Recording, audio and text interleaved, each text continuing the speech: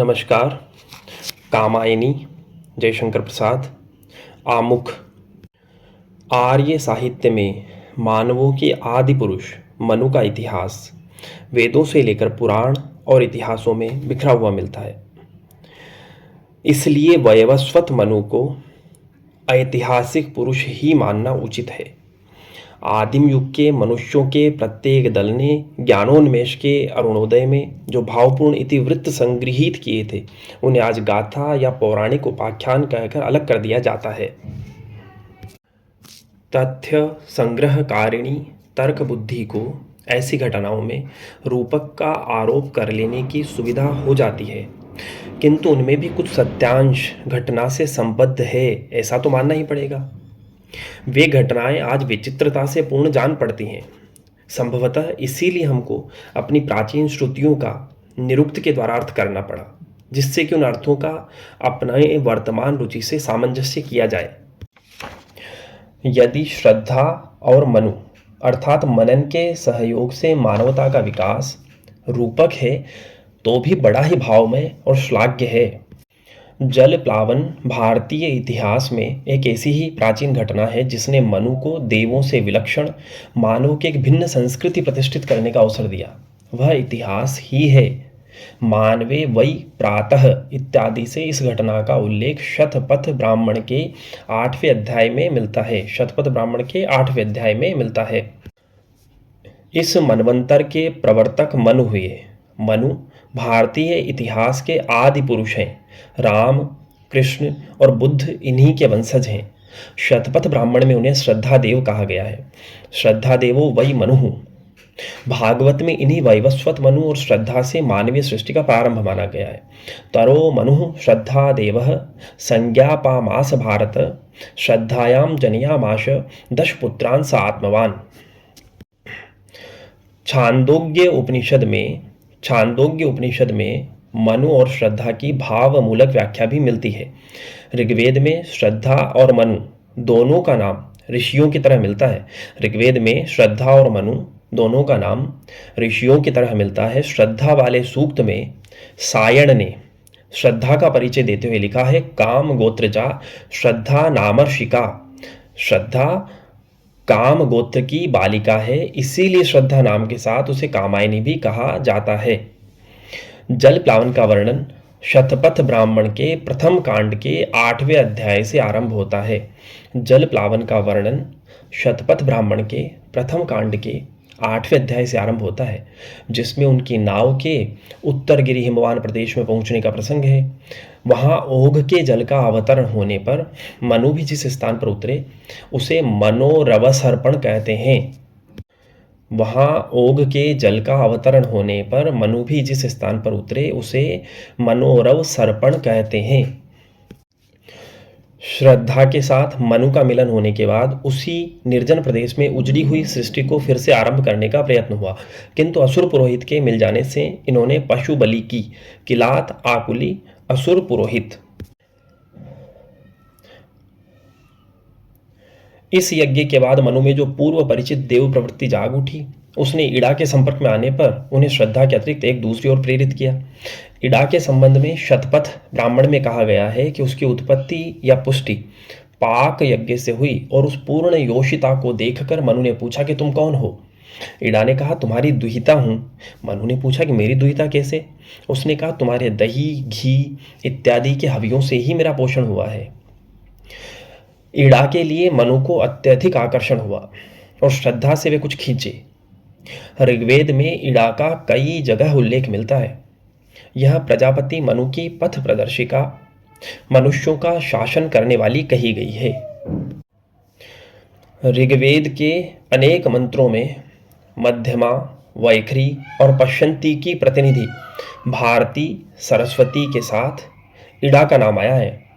लौकिक संस्कृत में इड़ा शब्द पृथ्वी अर्थात बुद्धि, वाणी आदि का पर्यायवाची है। लौकिक संस्कृत में इड़ा शब्द पृथ्वी अर्थात बुद्धि, वाणी आदि का पर्यायवाची है।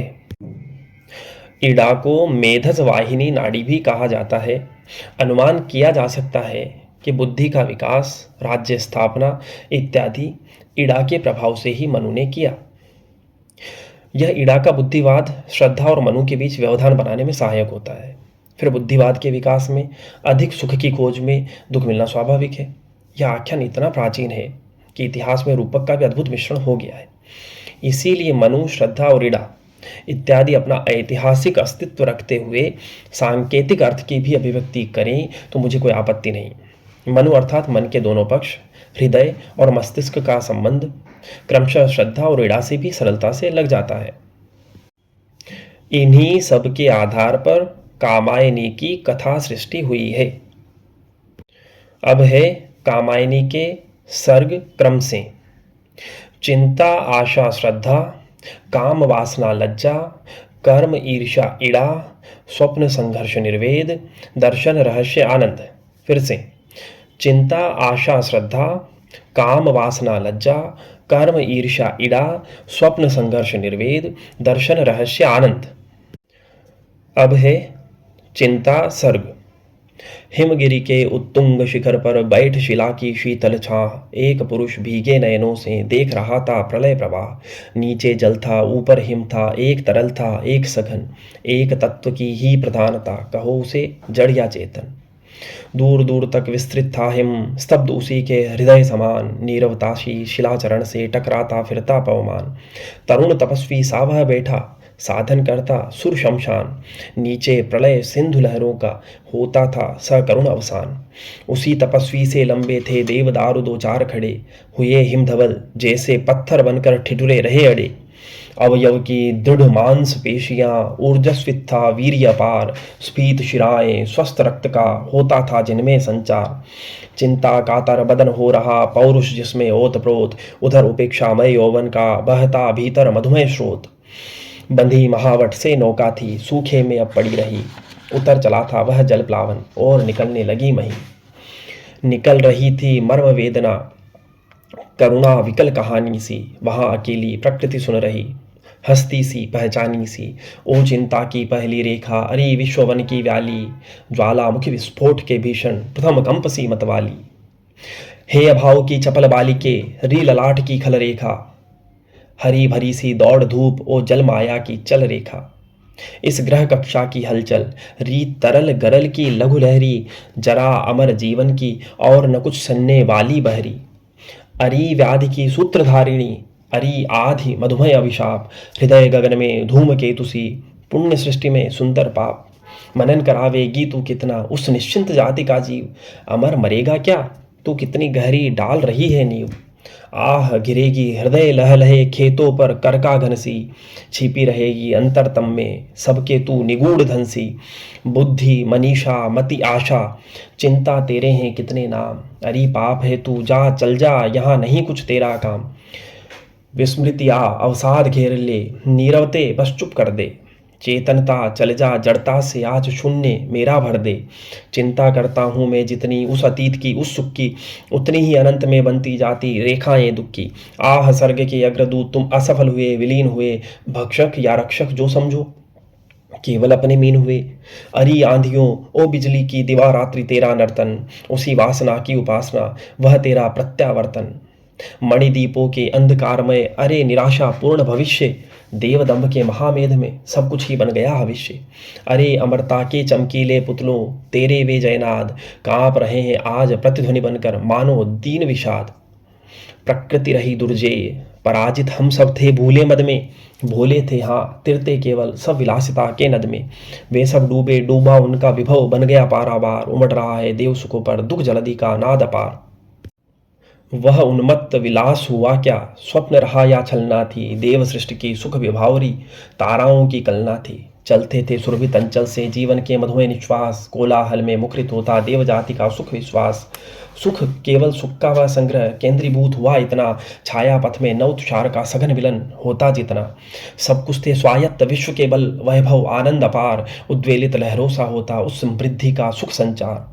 कीर्ति दीप्ति शोभा थी नाचती अरुण किरण सी चारों ओर, सप्त सिंधु के तरल कणों में द्रुम दल में आनंद विभोर। शक्ति रही हाँ शक्ति, प्रकृति थी पद तल में विनम्र विश्रांत, कपति धरणी उन चरणों से होकर प्रतिदिन ही आक्रांत। स्वयं देव थे हम सब तो फिर क्यों न विशृंखल होती सृष्टि, अरे अचानक हुई इसी से कड़ी आपदाओं की वृष्टि, गया सभी कुछ गया, मधुरतम सुरबालाओं का श्रृंगार, उषा ज्योत्सना सा यौवन स्मित मधुप सदृश निश्चिंत विहार। भरी वासना सरिता का वह कैसा था मदमत्त प्रवाह, जब प्रलय जलधि में संगम जिसका देख हृदय था उठा करा। चिर किशोर वय नित्य विलासी सुरभित थे जिससे राह दिगंत, आज तिरोहित हुआ कहाँ वह मधु से पूर्ण अनंत वसंत। कुसुमित कुंजों में वे पुलकित प्रेमालिंगन हुए विलीन, मौन हुई हैं मूर्छित ताने और न सुन पड़ती अब बीन। अब न कपोलों पर छाया सी पड़ती मुख की सुरभित भाप, भुजमूलों में शिथिल वसन की व्यस्त न होती है अब माप। कंकण क्वणित रणित नूपुर थे, हिलते थे छाती पर हार, मुखरित था कलरव गीतों में स्वर लय का होता अभिसार। सौरभ से दिगंत पूरित था अंतरिक्ष आलोक अधीर, सब में एक अचेतन गति थी जिससे पिछड़ा रहे समीर। वह अनंग पीड़ा अनुभव सा अंग भंगियों का नर्तन, मधुकर के मरंद उत्सव सा मदिर भाव से आवर्तन। सुरा सुरभिमय बदन अरुण वे नयन भरे आलस अनुराग, कल कपोल था जहाँ बिछलता कल्प वृक्ष का पीत पराग। विकल वासना के प्रतिनिधि वे सब मुरझाए चले गए, आह जले अपनी ज्वाला से फिर वे जल में गले गए। अरी उपेक्षा भरी अमरते री अतृप्त निर्बाध विलास, विधा रहित अपलक नयनों की भूख भरी दर्शन की प्यास। बिछड़े तेरे सब आलिंगन पुलक स्पर्श का पता नहीं, मधुमय चुंबन कातरताएं आज न मुख को सता रही। रत्न सौंध के वातायन जिनमें आता मधुमधिर समीर, टकराती होगी अब इनमें तिमिंगिलों की भीड़ अधीर। देव कामिनी के नयनों से जहाँ नील नलनों की सृष्टि होती थी, अब वहाँ हो रही प्रलय कारिणी भीषण वृष्टि। वे अम्लान कुसुम सुरभित मणिरचित मनोहर मालाएं, बनी श्रृंखला जकड़ी जिनमें विलासिनी सुरबालाएं। देव यजन के पशु यज्ञों की वह पूर्णाहुति की ज्वाला, जल निधि में बन जलती कैसी आज लहरियों की माला। उनको देख कौन रोया यो अंतरिक्ष में बेठदीर, व्यस्त बरसने लगा अश्रुमय यह प्राले हलाहल नीर। हाहाकार हुआ क्रंदनमय कठिन कुलिश होते थे चूर, हुए दिगंत बधिर भीषण रव बार बार होता था क्रूर। दिग्दाहों से धूम उठे या जलधर उठे क्षितिज तट के, सघन गगन में भी प्रकंपन झंझा के चलते झटके। अंधकार में मलिन मित्र की धुंधली आभा लीन हुई, वरुण व्यस्त थे घनी कालिमा स्तर स्तर जमती पीन हुई। पंचभूत का भैरव मिश्रण शंपाओं के शकल निपात, उल्का लेकर अमर शक्तियां खोज रही जो खोया प्रात। बार बार उस भीषण रव से कपती धरती देख विशेष, मानो नील व्योम उतरा हो आलिंगन के हेतु अशेष। उधर गरजती सिंधु लहरियां कुटिल काल के जालों सी, चली आ रही फेन उगलती फन फैलाए व्यालों सी। धसती धरा धधकती ज्वाला ज्वालामुखियों के निश्वास, और संकुचित क्रमशः उसके अवयव का होता था ह्रास। सबल तरंगाघातों से उस क्रुद्ध सिंधु के विचलित सी, व्यस्त महाकच्छप सी धरणी ओभ चुभती विकलित सी। बढ़ने लगा विलास वेग सा वह अति भैरव जल संगात, तरल तिमिर से प्रलय पवन का होता आलिंगन प्रतिघात। बेला क्षण क्षण निकट आ रही क्षितिज क्षीण फिर लीन हुआ, उदधि डुबाकर अखिल धरा को बस मर्यादाहीन हुआ।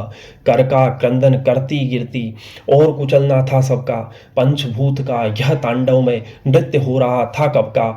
एक नाव थी और न उसमें डांडे लगते या पतवार, तरल तरंगों में उठ गिरकर बहती पगली बारंबार। लगते प्रबल थपेड़े धुंधले तट का था कुछ पता नहीं, कातरता से भरी निराशा देख नियति पथ बनी वहीं। लहरें व्योम चोम चूमती उठती, चपलाएं असंख्य नचती, गरल जलद की खड़ी झड़ी में बूंदे निसंसृति रचती। चपलाएं उस जलधि विश्व में स्वयं चमत्कृत होती थी, जो विराट बाढ़व ज्वालाएं खंड खंड हो रोती थी। जलनिधि के तलवासी जलचर विकल निकलते उतराते, हुआ विलोड़ित गृह तब प्राणी कौन कहाँ कब सुख पाते। घनीभूत हो उठे पवन फिर श्वासों की गति होती रुद्ध, और चेतना थी बिलखाती दृष्टि विफल होती थी क्रुद्ध। उस विराट आलोड़न में ग्रह तारा बुदबुद से लगते, प्रखर प्रलय पावस में जगमग ज्योति रिंगणों से जगते। प्रहर दिवस कितने बीते अब इसको कौन बता सकता, इनके सूचक उपकरणों का चिन्ह न कोई पा सकता। काला शासन चक्र मृत्यु का कब तक चला न स्मरण रहा, महामत्स्य का एक चपेटा दीन पोत का मरण रहा। किंतु उसी ने ला टकराया इस उत्तर गिरि के शिर से, देव सृष्टि का ध्वंस अचानक श्वास लगा लेने फिर से। आज अमरता का जीवित हूँ मैं वह भीषण जर्जर दंभ, आह सर्ग के प्रथम अंक का अधम पात्र में सा विष्कंभ। ओ जीवन की मरुमरीचिका, कायरता के अलस विषाद, अरे पुरातन अमृत, अगतिमय महोमुग्ध जर्जर अवसाद, मौन वाश, मौन नाश विध्वंस अंधेरा, शून्य बना जो प्रकट अभाव, मौन नाश विध्वंस अंधेरा, शून्य बना जो प्रकट प्रभाव, वही सत्य है अरि अमरते, तुझको यहाँ कहाँ अब ठाऊं। मृत्यु अरि चिर निद्रे, तेरा अंक हिमानी सा शीतल, तू अनंत में लहर बनाती काल जलद की सी हलचल, महानृत्य का विषम सम, अरि अखिल स्पंदनों की तू माप, तेरी ही विभूति बनती है सृष्टि सदा होकर अभिशाप, अंधकार के अट्टहासी मुखरित सतत निरंतर सत्य, छिपी सृष्टि के कण कण में तू, यह सुंदर रहस्य है नित्य, जीवन तेरा क्षुद्र अंश है व्यक्त नील घलमाला में, सौदामिनी संधि सा सुंदर क्षण भर रहा उजाला में। पवन पी रहा था शब्दों को, निर्जनता की उखड़ी सांस टकराती थी दीन प्रतिध्वनि बनी हिमशिलाओं के पास, धू धू करता नाच रहा था अनअस्तित्व का तांडव नृत्य, आकर्षण विहीन विद्युत कण बने भारवाही थे भृत्य, मृत्यु सदृश शीतल निराश ही आलिंगन पाती थी दृष्टि, मृत्यु सदृश शीतल निराश ही आलिंगन पाती थी दृष्टि, परम व्योम से भौतिक कण सी घने कुहासों की थी वृष्टि, वाष्प बना उड़ता जाता था या वह भीषण जल संघात, सौर चक्र में आवर्तन था प्रलय निशा का होता प्रात। इस प्रकार से यहाँ चिंता सर्ग समाप्त हुआ। अगर हम चिंता सर्ग का सार देखें तो वर्तमान मानव सृष्टि के पहले इस धरती पर देव सृष्टि हुआ करती थी। देव सृष्टि उन्नत एवं सर्व संपन्न सृष्टि थी। पूरे विश्व में जल प्लावन हुआ, देव सृष्टि उस जल प्लावन में विलीन हो गई। देव सृष्टि के अवशेष के रूप में मनु एवं श्रद्धा बच जाते हैं। जल प्लावन में मनु एक नौका पर सवार हो जाते हैं। नौका प्रलय की धार में बहते हुए हिमालय के समीप पहुंचती है। एक महामत्स्य के आघात से नौका हिमालय के उत्तुंग शिखर पर पहुंच जाती है। उस उत्तुंग शिखर का नाम मनोरस वर्पण है। उस उत्तुंग शिखर का नाम मनोरव सर्पण है। मनु वहीं पर एक शिला पर बैठकर प्रलय के प्रवाह को देखते हैं। प्रलय के प्रवाह में देव जाति के विनाश एवं विनाश के कारणों का चिंतन करते हैं। इसीलिए सर्ग का नाम चिंता पड़ा है। चिंतन के बाद वे इस निष्कर्ष पर पहुंचते हैं कि देवों का विनाश जल प्लावन के कारण नहीं, पर उनका नाश उनके अहंकार, विलास प्रियता एवं नृशंस क्रूरताओं के कारण हुआ। और अब है श्रद्धा सर्ग। श्रद्धा सर्ग का सार इस प्रकार से है। प्रकृति के वैभव को देखकर चिंतित मनु में आशा का संचार होता है। हिमालय की गुफा को अपना निवास बनाते हैं और यज्ञ करने लगते हैं। मनु एक दिन रात्रि में गुफा से निकले तो पूर्णिमा की शुभ्र चांदनी में प्रकृति के वैभव को देखते हैं। मंद मंद गति में शीतल और सुगंधित पवन ने उनके भीतर सुप्त वासना को जागृत कर दिया है। मनु के मन की अभ्यर्थना स्वीकृत होती है और उनके गुफा के समक्ष श्रद्धा उपस्थित होती है। श्रद्धा गंधर्वराज कामदेव की पुत्री है, काम गोत्रजा है। ललित कलाओं को सीखने की ललक में हिमालय के समीपवर्ती गंधर्वों के देश में आती है। प्रलय के बाद वह हिमालय की श्रेणियों में फंस जाती है। एक दिन घूमते घूमते अचानक उस गुफा के समीप पहुंच जाती है जहां देव सृष्टि के अवशेष के रूप में बचे मनु चिंतामग्न बैठे हुए हैं। श्रद्धा की मधुर वाणी अचानक मनु के कानों में पड़ती है तो सन्न से हो जाते हैं। आंख खोलते हैं तो सामने का पूर्व एवं अनिंद्य सौंदर्य को देखकर हतप्रभ रह जाते हैं। आगंतुक जो श्रद्धा है गांधार प्रदेश में मिलने वाले भेड़ों के नरम मुलायम नीले चर्म वस्त्र धारण किए हुए हैं। उसके अधिकांश अंग खुले उघरे हुए हैं। उघरे अंगों से उसका अद्भुत सौंदर्य झलक रहा था। उसके बाल कंधे पर लटक रहे थे। मानो फूलों के रस में पराग को सान कर उसके शरीर की रचना की गई थी।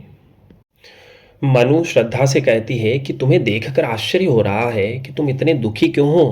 तुम्हारे हृदय में यह कैसी वेदना है। अरे क्या तुम जीवन की जटिलताओं का अनुमान करके और उससे डरकर यहाँ अकर्मण्य हो तपस्वी बनकर तो नहीं बैठ गए हो। श्रद्धा कहती है साथ ही साथ अगर काम से तुम झिझक रहे हो तो जान लो वह मंगलदायक है, श्रेयस्कर है और सारी सृष्टि उसी से उत्पन्न हुई है। श्रद्धा आह्वान करती है कि आओ तुम और मैं एक साथ मिलकर प्रलय के बाद बिखरी दिव्य शक्तियों को एकत्र कर एक नवीन सृष्टि का सृजन करें, मानव सृष्टि का निर्माण करें। मानव सृष्टि के निर्माण के आह्वान के बाद सृजित सृष्टि की रूपरेखा भी प्रस्तुत करती है। वह बताती है कि नवीन सृष्टि में वे सारी बुराइयां नहीं होंगी जो देव सृष्टि में थी। मानव सृष्टि समरसता पर आधारित होगी। हमारी सृष्टि में द्वंद्व नहीं, सामरस्य होगा। और अब है श्रद्धा सर्ग का मूल पाठ। कौन तुम संस्कृति जलनिधि तीर तरंगों से फेंकी मणि एक, कर रहे निर्जन का चुपचाप प्रभा की धारा से अभिषेक। मधुर विश्रांत और एकांत जगत का सुलझा हुआ रहस्य, एक करुणामय सुंदर मौन और चंचल मन का आलस्य। सुना यह मनु ने मधु गुंजार, मधुकरी का सा जब सानंद, किए मुख नीचा कमल समान प्रथम कवि का जो सुंदर छंद। एक झटका सा लगा सहर्ष, निरखने लगे लुटे से कौन गा रहा यह सुंदर संगीत, कुतूहल रह न सका फिर मौन। और देखा वह सुंदर दृश्य, नयन का इंद्रजाल अभिराम, कुसुम वैभव में लता समान, चंद्रिका से लिपटा घनश्याम। हृदय की अनुकृति बाह्य उदार, एक लंबी काया उन्मुक्त, मधु पवन क्रीडित जो शिशु साल, सुशोभित हो रहा सौरभ संयुक्त। और देखा वह सुंदर दृश्य, नयन का इंद्रजाल अभिराम, कुसुम वैभव में लता समान, चंद्रिका से लिपटा घनश्याम। हृदय की अनुकृति बाह्य उदार, एक लंबी काया उन्मुक्त, मधु पवन क्रीडित जो शिशु साल, सुशोभित हो सौरभ संयुक्त। मसृण गांधार देश के नील रोम वाले मेषों के चर्म, ढक रहे थे उसका वपु, कांत बन रहा था वह कोमल वर्म। नील परिधान बीच सुकुमार, खुल रहा मृदुल अधखुला अंग, खिला हो जो बिजली का फूल, मेघ बन बीच गुलाबी रंग। आह वह मुख पश्चिम के व्योम बीच जब घिरते हो घनश्याम, अरुण रवि मंडल उनको भेद दिखाई देता हो छवि धाम। या की नव इंद्र नील लघु श्रृंग फोड़कर धधक रही हो कांत, एक लघु ज्वालामुखी अचेत माधवी रजनी में अश्रांत। घिर रहे थे घुंघराले बाल अंश अवलंबित मुख के पास, नील घन शावक से सुकुमार सुधा भरने को विधु के पास। और उस मुख पर वह मुस्कान, रक्त किसले पर ले विश्राम, अरुण की किरण मम्लान अधिक अलसाई हो अभिराम। अरुण की एक किरण अम्लान अधिक अलसाई हो अभिराम। नित्य यौवन छवि से हो दीप्त, विश्व की करुण कामना मूर्ति, स्पर्श के आकर्षण से पूर्ण प्रकट करती जो जड़ में स्फूर्ति। उषा की पहली लेखा कांत, माधुरी से भीगी भरमोद, मद भरी जैसे उठे सलज्ज, भोर की तारक द्युत की गोद। कुसुम कानन अंचल में मंद पवन प्रेरित सौरभ साकार, रचित परमाणु पराग, शरीर खड़ा हो ले मधु का आधार। और पड़ती हो उस पर शुभ्र नवल मधुरा का मन की साध, हंसी का मद विव्वल प्रतिबिंब, मधुरिमा खेला सदृश आबाद। कहा मनु ने नभ धरणी बीच बना जीवन रहस्य निरूपाय, एक उल्का सा जलता भ्रांत शून्य में फिरता हूँ असहाय। शैल निर्झर न बना हतभाग्य, गल नहीं सका जो कि हिमखंड, दौड़कर मिला न जलधि, दौड़कर मिला न जल निधि, अंक आह वैसा ही हूँ पाखंड। पहेली सा जीवन है व्यस्त उसे सुलझाने का अभिमान, बताता है विस्मृति का मार्ग, चल रहा हूँ बनकर अनजान। भूलता ही जाता दिन रात सजल अभिलाषा कलित अतीत, बढ़ रहा तिमिर गर्भ में नित्य दीन जीवन का यह संगीत। क्या कहूँ मैं उद्भ्रांत, विवर में नील गगन के आज, वायु की भटकी एक तरंग, शून्यता सा उजड़ा सा राज। क्या कहूँ मैं उद्भ्रांत, विवर में नील गगन के आज, वायु की भटकी एक तरंग, शून्यता का उजड़ा सा राज। एक विस्मृति का स्तूप अचेत, ज्योति का धुंधला सा प्रतिबिंब, और जड़ता की जीवन राशि, सफलता का संकलित विलंब। कौन हो तुम वसंत के दूत, विरस पतझड़ में अति सुकुमार, घन तिमिर में चपला की रेख, तपन में शीतल मंद बयार। नखत की आशा किरण समान, हृदय के कोमल कवि की कांत, कल्पना की लघु लहरी दिव्य कर रही मानस हलचल शांत। लगा कहने आगंतुक व्यक्ति, मिटाता उत्कंठा सविशेष, दे रहा हो कोकिल सानंद सुमन को जो मधुमय संदेश। भरा था मन में नव उत्साह, सीख लूं ललित कला का ज्ञान, इधर रह गंधर्वों के देश, पिता की हूं प्यारी संतान। घूमने का मेरा अभ्यास बढ़ा था, मुक्त व्योम तल नित्य, कौतूहल खोज रहा था व्यस्त, हृदय सत्ता का सुंदर सत्य। दृष्टि जब जाती हिमगिरी और, प्रश्न करता मन अधिक अधीर, धरा की यह सिकुड़न भयभीत आह कैसी है, क्या है पीर। मधुरिमा में अपनी ही मौन, एक सोया संदेश महान, सजग हो करता था संकेत, चेतना मचल उठी अनजान। बढ़ा मन और चले ये पैर, शैल मालाओं का श्रृंगार, आंख की भूख मिटी यह देख, आह कितना सुंदर संभार। एक दिन सहसा सिंधु अपार, लगा टकराने नभ तल क्षुब्ध, अकेला यह जीवन निरुपाय आज तक घूम रहा विश्रब्ध। यहाँ देखा कुछ बलि का अन्न, भूत हितरत किसका यह दान। इधर कोई है अभी सजीव, हुआ ऐसा मन में अनुमान। तपस्वी क्यों इतने हो क्लांत, वेदना का यह कैसा वेग। आह तुम कितने अधिक हताश, बताओ यह कैसा उद्वेग। हृदय में क्या है नहीं अधीर, लालसा जीवन की निशेष। कर रहा वंचित कहीं न त्याग तुम्हें, मन में धर सुंदर वेश। दुख के डर से तुम अज्ञात, जटिलताओं का कर अनुमान। काम से झिझक रहे हो आज, भविष्य से बनकर अनजान। कर रही लीलामय आनंद, महाचिति सजग हुई सी व्यक्त। विश्व का उन्मीलन अभिराम, इसी में सब होते अनुरक्त। काम मंगल से मंडित श्रेय, सर्ग इच्छा का है परिणाम। तिरस्कृत कर उसको तुम, भूल बनाते हो असफल भवदाम। दुख की पिछली रजनी बीच, विकसता सुख का नवल प्रभात। एक पर्दा यह जीना नील, छिपाए है जिसमें सुखगात। जिसे तुम समझे हो अभिशाप, जगत की ज्वालाओं का मूल। ईश का वह रहस्य वरदान, कभी मत इसको जाओ भूल। विषमता की पीड़ा से व्यस्त, हो रहा स्पंदित विश्व महान। यही दुख सुख विकास का सत्य, यही भू माँ का मधुमय दान। नित्य समरसता का अधिकार, उमड़ता कारण जलधि समान। व्यथा से नीली लहरों बीच, बिखरते सुख मणिगण द्युतिमान। लगे कहने मनु सहित विषाद, मधुर मारुत से ये उच्छ्वास। अधिक उत्साह तरंग बाद, उठाते मानस में सविलास। किंतु जीवन कितना निरुपाय, लिया है देख नहीं संदेह। निराशा है जिसका परिणाम, सफलता का वह कल्पित गेय। कहा आगंतुक ने सहस्नेह, अरे तुम इतने हुए अधीर। हार बैठे जीवन का दाव, जीतते मरकर जिसको वीर। तप नहीं केवल जीवन सत्य, करुण यह क्षणिक दीन अवसाद। तरल आकांक्षा से है भरा, जो रहा आज आशा का आह्लाद।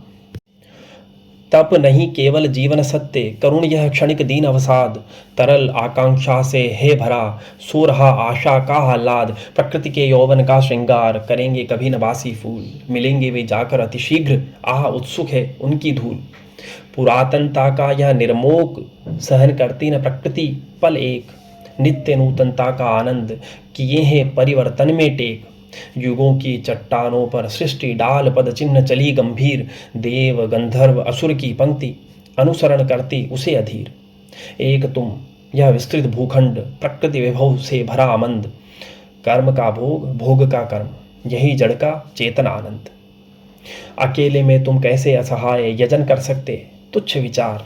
तपस्वी आकर्षण से हीन, कर सके नहीं आत्मविस्तार। दब रहे हो अपने ही बोझ, खोजते भी न कहीं अवलंब। तुम्हारा सहचर बनकर क्या, न उऋण हो में बिना विलंब। समर्पण लो सेवा का सार, सजल संस्कृति का यह पतवार। आज से यह जीवन उत्सर्ग, इसी पद तल में विगत विकार। दया माया ममता लो आज, मधुरिमा लो अगाध विश्वास। हमारा हृदय रत्न निधि स्वच्छ तुम्हारे लिए खुला है पास। बनो संस्कृति के मूल रहस्य, तुम्ही से फैलेगी वह बेल। विश्व भर सौरभ से भर जाए, सुमन के खेलो सुंदर खेल।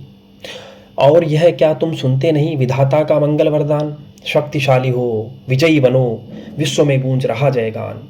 और यह क्या तुम सुनते नहीं विधाता का मंगल वरदान। शक्तिशाली हो विजयी बनो, विश्व में गूंज रहा जयगान। डरो मत अरे अमृत संतान, अग्रसर है मंगलमय वृद्धि। पूर्ण आकर्षण जीवन केंद्र, खिंची आवेगी सकल समृद्धि। देश असफलताओं का ध्वंस, प्रचुर उपकरण जुटाकर आज। पड़ा है बन मानव संपत्ति, पूर्ण हो मन का चेतन राज। चेतना का सुंदर इतिहास, अखिल मानव भावों का सत्य। विश्व के हृदय पटल पर दिव्य अक्षरों से अंकित हो नित्य। विधाता की कल्याणी सृष्टि, सफल हो इस भूतल पर पूर्ण। पटे सागर बिखरे ग्रहपुंज, और ज्वालामुखियां हो चूर्ण। उन्हें चिंगारी सदृश सदर्प कुचलती रहे खड़ी सानंद। आज से मानवता की कीर्ति अनिल भूजल में रहे न बंद। जलधि के फूटे कितने उत्स द्वीप, कच्छप डूबे उतराएं। किंतु वह खड़ी रहे दृढ़ मूर्ति, अभ्युदय का कर रही उपाय। विश्व की दुर्बलता बल बने, पराजय का बढ़ता व्यापार। हंसाता रहे उसे सविलास, शक्ति का क्रीड़ामय संचार। शक्ति के विद्युत कण जो व्यस्त विकल बिखरे हैं हो निरुपाय।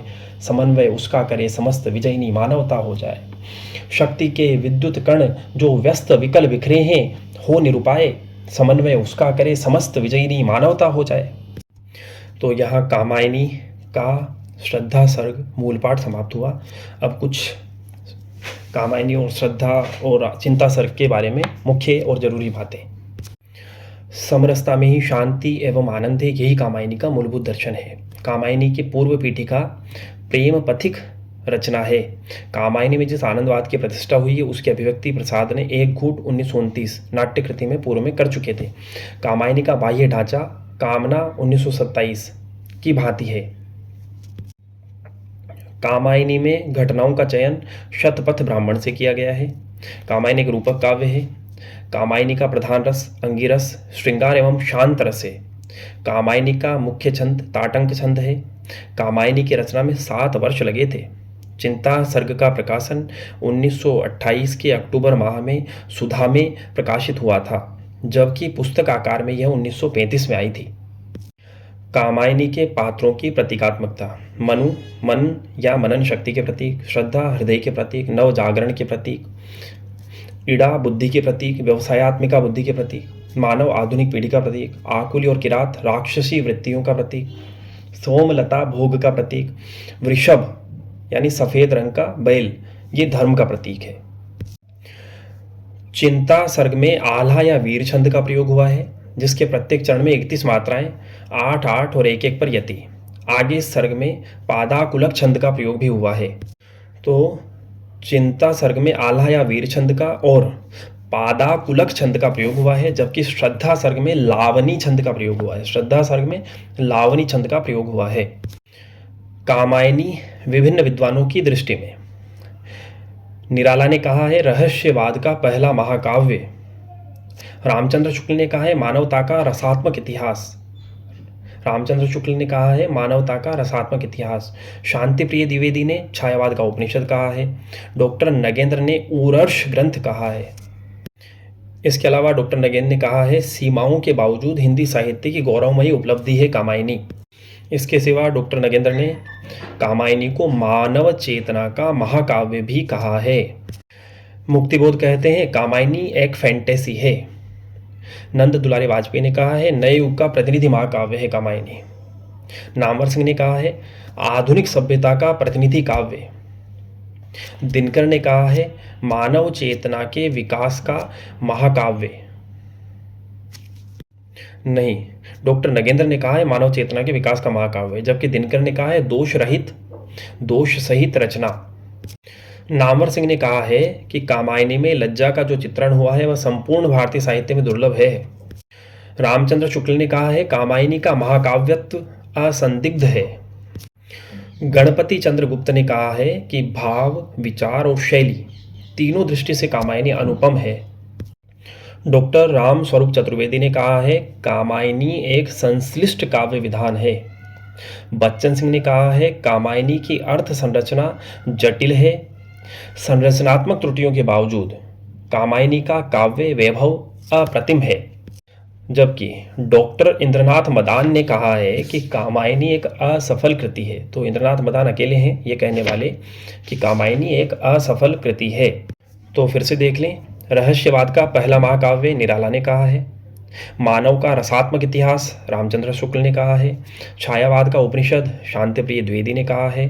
ऊर्ष ग्रंथ डॉक्टर नगेंद्र ने कहा है। कामायनी एक फैंटेसी है मुक्तिबोध ने कहा है। नए युग का प्रतिनिधि महाकाव्य है नंद दुलारे वाजपेयी ने कहा है। आधुनिक सभ्यता का प्रतिनिधि काव्य नामवर सिंह। मानव चेतना के विकास का महाकाव्य डॉक्टर नगेंद्र। कामायनी में लज्जा का जो चित्रण हुआ है वह संपूर्ण भारतीय साहित्य में दुर्लभ है नामवर सिंह। कामायनी का महाकाव्यत्व असंदिग्ध है रामचंद्र शुक्ल। सीमाओं के बावजूद हिंदी साहित्य की गौरवमयी उपलब्धि है कामायनी डॉक्टर नगेंद्र। भाव, विचार और शैली तीनों दृष्टि से कामायनी अनुपम है डॉक्टर गणपति चंद्र गुप्त। कामायनी एक असफल कृति है इंद्रनाथ मदान। कामायनी एक संश्लिष्ट काव्य विधान है डॉक्टर रामस्वरूप चतुर्वेदी। कामायनी की अर्थ संरचना जटिल है बच्चन सिंह। संरचनात्मक त्रुटियों के बावजूद कामायनी का काव्य वैभव अप्रतिम है बच्चन सिंह।